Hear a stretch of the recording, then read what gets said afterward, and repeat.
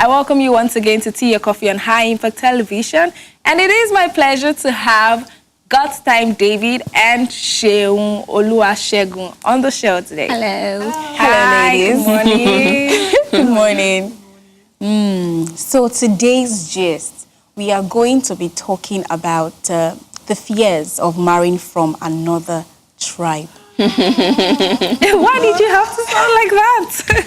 Yes, because let me just kickstart the conversation because I've always told myself that I do not want to marry from my tribe, that I want to marry from another tribe. That's unconventional. I know, Very. right? And there should be a reason for that. Yes, because, I've seen the way, men in my tribe behave, and there's some mannerisms that I just told myself, I can't deal with this, so I better not go into it, and I just focus on having... Right now? What's your tribe again? Well, I think you need to tell us your tribe. It's Yoruba, Well, of course. Yoruba, of course. And some of us here are like, okay. if it's not Don't worry, Yoruba, we will don't get to worry, you. don't We will get to you. But lately I've had a change of heart, because I know that we can't use one bad experience to judge a number of Never people. ever. Yeah, so, and one of the things that actually made me have a change of heart is because looking at other tribes, you don't know what to expect. There is this language barrier. There is a whole lot of things. For me, the most striking one is the language barrier because, I do not know your language. What if you're insulting me in your language? I do not know. Or you're saying something really terrible and I do not know. And I feel, he's so in love with me and everything. So for me, that is my greatest fear when it comes to marrying from another tribe. What is yours, Shil? First off, I think we need to ask me the question if I'm scared of marrying from another Yes. tribe. Okay, before now, I used to be scared, especially when it pertains to the Igbo tribe. I'm a Yoruba girl from the southwestern part of Nigeria, and so I always had this sort of, I wouldn't call it aversion, but then I was just scared. Something that they say that if you do not understand or know a thing, there is the probability that you will hate it. So I was so scared. And then considering some general traditions of theirs that I've seen from afar, so I wasn't so sure. So I'm like, no, I am going to marry from my tribe. Plus, you got to give it to the Yoruba men. They are sweet. They know how to pamper a lady. I was going to come to that. Now, hold on. Okay, so the thing is, I had that uncertainty. I was not so sure. But now, I think I'm just open. I've said it at one time here that once you grow, the more you get exposed, you're going to understand some things more. So right now, I think I'm open, actually. I'm open to anyway, as long as he is not a psychopath, as long as he's good, as long as, I'm good. All right, I know you're already looking at me, but I'm coming to you, Bora. First off, I would say I am the kind of person that would give you an opportunity to be able to establish your personality. I am not going to judge you based on your tribe. I'm not going to judge you based on your religion or your background. Your personality is key to me. I would say that the society has sort of created this image of what every tradition should look like. For instance, you are Yoruba and you say Yoruba guys are sweet. And you hear some people say, okay, Igbo men know how to take care of their wives. They know how to take care of their girlfriends, their women. And you hear an Hausa person say, okay, Hausa people, they love to spend so much on their wives. They always want to see them look good. So everyone has this notion about what their women, how they should take care of their women, and that has created this mentality that, okay, if I want a sweet guy, I should go to the Yoruba tribe. Yes. If I want someone who wants to spend money on me, I should go to the Hausa tribe. And if I want someone who wants to take care of me, sit with me 24/7, I should go to the Igbo tribe. But how about you giving a chance for that person to show who they are and not just about their tribe or their background? I don't think it is right to judge someone based on their tribe. And for me, I don't have any fear in getting married to someone from another tribe, basically. Okay, you're coming from the individual's personality, who the person is. We shouldn't focus on the person's tribe, but who the person is. What do you think? Well, first off, everybody's saying Igbo, Yoruba. I didn't hear anybody mention Akwa Ibom. Oh, sorry. That's because 3 Major Major tribes. tribes, Major, okay. yes. It's fine though. So for me personally, from the outset, I have been open to adventures because I feel getting married to the other tribe gives you the opportunity to see what the other tribe is like, to also understand their rich cultural heritage. Because if you're stuck, sorry to use the word stuck, if you're stuck with your tribe, it won't give you the opportunity to understand the other people. So I feel intertribal marriages gives us the opportunity to understand the other tribe. That way we don't get to judge them. Because I think that's one of the major issues in Nigeria. If you end up with somebody of the other tribe and something happens to one person, they generalize it. Yeah. So for me, I am open to intertribal marriages. It's fine. I don't want to marry an Akwa Ibomite. Let me tell you why. Because they are very good cooks. They clean the house. They will do everything for you. Okay. So if you're with that kind of person, regardless of what you cook, you will not impress them. Oh. But if you're with someone, let's say, I'm not saying the Yorubas can cook, right? But if you're with someone, say maybe a Yoruba guy or Yes. Yoruba man, right? The person would appreciate everything you do because he's not used to that kind of lifestyle. So when you treat the person like a king, Yeah. the person would appreciate it. Yeah, so that's it for me. Okay. Can I say something? Oh, you definitely will. But, we are streaming live on Facebook, like I said. So please do drop your comments. And the phone line is open for you to call us and ask your questions or contribute, basically, to the topic or gist of the day. The number is +234 7051 432258. If you didn't get it, it is on the screen. So please do dial the number and we will be expecting your call. So Sheon, you want to say something? So my dear God's time, you were saying something, and while you were explaining, you mentioned something like marriage, intertribal marriages gives you the chance or the opportunity for you to understand the other person's culture.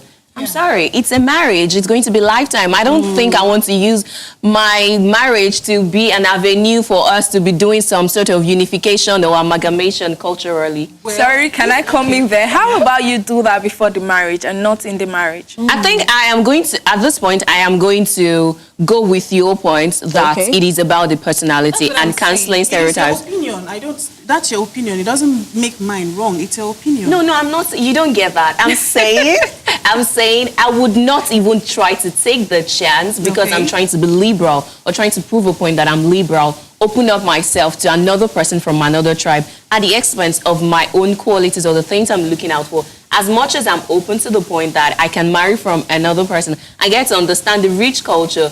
For example, the soups you mentioned, Yes. I particularly enjoy Dikai Kong, Ekpang Kong, or something like that. They taste so good, and I don't mind a man making that for me. But if it doesn't have other qualities that I want in a man, I'm sorry, please take your soups to one side. Well, I don't the want. truth is, it goes beyond that.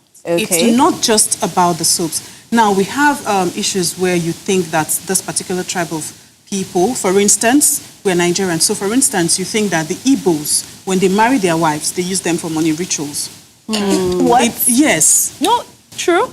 So most Some times, people talk exactly. like that. That's why most people would not want their daughters to be married to the Igbos. Yes. So that's the angle I'm coming from. So when you're married to an Igbo or any other tribe, it gives you the opportunity to see that this is not what Yes, to it see is. who they really are. Exactly. So that's the angle I'm coming from. And another thing I would like to share with you guys. Okay, I got to learn this during the National Youth Service Corps. Okay. First off, when I got my call-up letter that I was going to serve at Cross River State, first thing that came to my mind was, okay, this is the state where they say a man can have like 5 women. That was the general notion I had Yes, because of what the stereotypes, yes. society has put to me that that is what they do in their tribe. But then I got there and then I saw men who they've been in their marriage for 30-something years and they didn't marry another wife. They don't have girlfriends outside. And then I feel that was what changed my perspective, that you can't, because one egg is bad doesn't mean that the whole crate of basket, egg is bad. So that was where I just concluded that no, I have to be open and I need to understand the personalities. That is what varies. It's not about the tribe. Because you could come from a very good tribe where everything is perfect. And then you have a Not problem with your perfect. character. Yes. So I just feel you should be open about that. Okay, so I was thinking, hearing you talk. You know, you talked about the person's individuality, who the person is and his personality. Definitely. But I always feel that where you come from and your background informs who you are as a person, except when you grow up and then you go out and mix with other people Yes, from other tribes. yes. Then you now have a choice to make if you want to change your mentality and your perception. Because I've seen some people say, okay, I grew up seeing my father act this particular way to my mother. I see this. I grew up seeing my mother act this particular way to my father. So they expect that when they get married, you know, They should do that also to their husband or to their wives. Yes. You know, so but it's until you go out there and mix with people from other tribes before you know that, okay, some things are right, some things are not right. Then you have the choice to sieve and take what is right, what is good for you, because, you know, we say that relationships differ with persons. You know, what works for someone may not work for you, so you have to devise what works for you.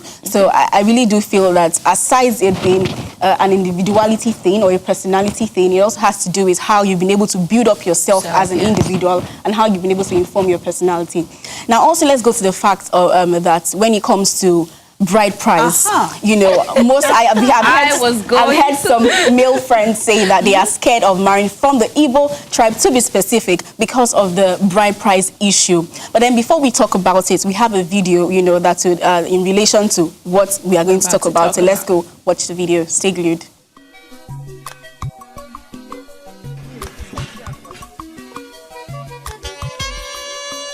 The Igbos, also known as Ndigbos, are from the eastern region of Nigeria, and the traditional marriage rites in this part of the country is usually very festive and colorful. In many parts of the world, a marriage ceremony is mainly an affair between the bride and the groom. But in Igbo land, parents of the couple, their extended families, villagers, and townspeople play active roles in traditional wedding ceremony. In the olden days, traditional marriages used to be arranged by the parents of the future bride and groom after careful investigations into the background of both families.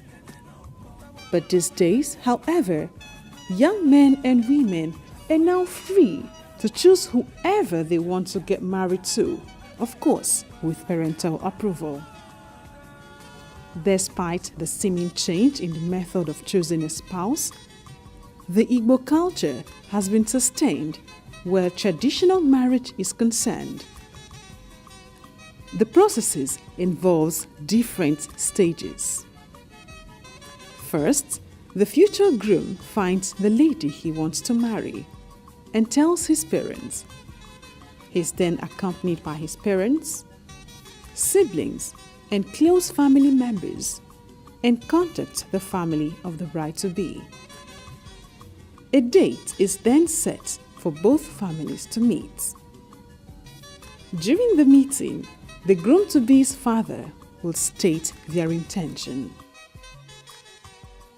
The father of the groom and his relatives normally will not expect the family of the bride to give them positive or negative answer right away. They then will schedule another date to meet. Before the next meeting, both families normally will carry out investigation on each other to see if the families are of good character and moral standing in the society. On their return visit to the bride-to-be's home, the groom's parents will reiterate their intention that their son wants to marry the girl in question. At this stage, it is expected that the bride-to-be's family must have concluded their investigation and consultation with their daughter and should be ready to give the groom either positive or negative answer. Some of the items presented to the bride's family by the family of the groom during the return visit are kola nuts, palm wine, So we are talking about intertribal marriages, and just before we watched that video, you know, we're talking about how some male friends of mine, which I said earlier, are scared of getting married to the Igbo tribe specifically, because of the expensive bride price, But we are being joined by Mrs. Bimpe Onwuchekwa in the studio, and she will be talking about intertribal marriages. And firstly, I want you to address that particular thought that, when it comes to the Igbo tribe, that the bride price is on the high side. I think it's just a notion that we have to do more research before we come to a conclusion about issues like that. Where my own husband is from, they don't have issues about bride price being in accordance to how much education or whatever the lady has or something. They have a stipulated amount that they use for their bride price. In fact, they have a place they collect it from in their village. So you probably just pay maybe 10,000 naira or 5,000 naira to collect that olden days money that they use. So it's a standard. So you know where you get it from. So you bring that amount just to make a sign and to just establish the fact that this has been done. I know Godsam is itching to talk about this, so please do address it. Okay, so I want to talk, since you're saying that they have a particular amount, I know that it's not every tribe in Igbo that does that. Aside the bride price, what about the list? Because I know that on that list you have the pages for the grandmother, the grandfather, great-grandmother, and all. So let's talk about that. I don't know why you're getting yourself encumbered with such. You are the lady here. Oh. But we have friends. But we have who are friends. scared. Exactly. Who were scared or are they still scared? They should work hard. Oh my God. Can I quickly say something? So recently, my brother got married. He got married to an Igbo lady. I know of someone too that got married to another Igbo lady. A Yoruba guy got married to another. And he paid a bride price of close to 1 million naira. Now, I have people that I literally know people that have gone through and are still scared of going through the same thing. So do you know why I'm chuckling? Let's face it. Yoruba weddings are expensive.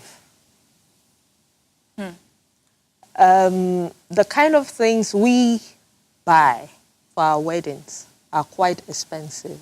So if he's going to pay bride price of close to 1 million, does not make that wedding expensive yet. Because their own attires are not as expensive as ours is. We can get a list of 350,000 for an occasion, and with the gele and the rest of it. Before your standing can cost about 700,000. So if he has the money, do you know that they size you up? That's true. Yes, I agree. They size you up. I agree. Waiting in their work. They want to know what you do. Married couple. If he's a pastor, I beg to, they'll just say, make it, they pray for us. So. Do you understand what I'm trying to say? They already have a view attached to that kind of person, that he won't be able to do this, but he can do so much of this. So I believe it's how you present yourself. Then how you portray yourself to the woman you want to marry, and how you have carried yourself from scratch. Sometimes you form so much for the lady at the start, and the lady is going for you because of even the money. So at the end of the day, you cannot at that stage say you can't do that. Do it. Because you've always taken her to Oriental or whatever. No brand calling. So, no, I'm just giving you examples. So he probably had those kind of times with her. And at this point, you can't say you cannot do this other areas, because this lady had digested the fact that she's able to get everything everything. from you. Okay. So if she's able to tell her parents, don't stress my husband, though. Don't let him run away, oh. Especially if she's over 30 already or something like that. Oh my. Okay. You know, so she's already telling, and they're itching for a wedding too. So whatever he's bringing, they take. Take. Okay, I think we shouldn't dwell too much on this bride price that's been addressed at least to an extent. Let's go into other fears when it comes to marrying from another tribe, into tribal marriages. You know, I talked about language barrier. It thrilled me. Yes. When you mentioned it. Okay. I think it's supposed to be the least of the problems. Why? How well do you speak Yoruba language? Are you an impeccable speaker? To an extent, I am. Of Yoruba language. I'm that emphatic because we are missing out on this language thing already. Okay. Everybody speaks Pidgin now. Either Yoruba, Igbo, or Hausa. We speak Pidgin so well that it's becoming like if you cannot even speak Pidgin, you can't form in some settings. So speaking good English is becoming, yes, it's just one of those things. But speaking Pidgin is like, oh. A Nigerian. Do you understand? So if we have those two languages, major ones, the Pidgin and the good English, well spoken, I don't see any problem in marrying anybody from any tribe. Actually, here on High Impact TV, we secure the future. So we would advise that you English. just learn how to speak good English. You and your partner, you speak good English, and then communication can flow.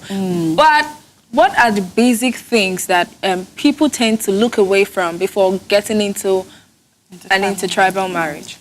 That they tend to look away from? Yes, like basic things that you should know. Okay, you should know. When you get married, it feels like a problem. Beautiful. You should study the culture.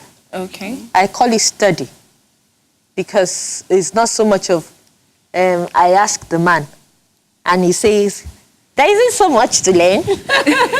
No. Go the extra mile. Ask questions. Read online. Get to meet people, older people from the side he's from. Learn his culture. Go to meetings. They have meetings. Go to those meetings with him before you even start anything with him. Full-on investigation. Yes, oh. And you are flowing as if yes, in fact, you are almost saying yes tomorrow. So it is an almost until you say yes. Okay. Wow. So, we're very good. We're going to be married. Going to be.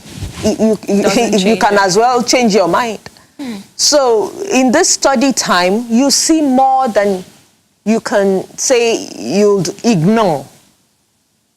So it's either you're making a decision, I'm going into this head on, or I don't think I can cope with this adventure, as some people will call it. But you know, there are some men that are very good actors. Very good actors. They know how to put on very good a show. Exactly. I'm interested. As far as I'm concerned, I want to marry an actor. Okay, this is interesting. Really, it is. Because with that ideology, I believe I have clipped his wings to an extent. Okay. Because if we both know we need to act up some things in this marriage for it to work. Let's keep acting. You How just long have are to you keep going to acting. work? You'll be exhausted. You don't get what I'm saying. Okay. I'm not looking at it from Africa Magic. No brand names. No brand name. You just mentioned another brand No name, brand and the names. third time would bill you for that. Yes. Voice straight. So do you get what I'm saying? That it's not drama per se. It's so much of just knowing that modernization had brought us to a stage where we learn things that are not ours. You learn things from the US. Sometimes you are learning from the UK, you know, and you are not even sure which one you are learning again, and you have assimilated so much from other places. So what I'm trying to say is a man is opening the door for the lady as the father ever opened door for their mother. So where did he get that from? It's So, but courtesy. thank you. You have a name for it. And so why is he going to learn it? He's going to learn it because it is called courtesy. Courtesy. So when it's name tagged, it means you have to live up to that expectation. So either it sinks into him, because you see a man doing like this when he's opening that door. So it means he's acting. Wow, this is All right. really an interesting topic. Yeah, so we need to wrap it up on intertribal marriages. Thank you so much for coming, Bimpe Onwuchekwa. Yes, thank you so much for coming and sharing, your insights as to intertribal marriages. The one that caught me is when you said you want to marry an actor. Wow. Act it up. Okay, we need to go on a short break. Don't forget that the phone line is open and you can call in to ask a question or contribute to the discussion of the day. Let us go on a quick break, and when we come back, we'll go straight into our second interview segment. Stay glued. Like what you just saw? Click the notification bell and remember to subscribe to our YouTube channel for more amazing programs.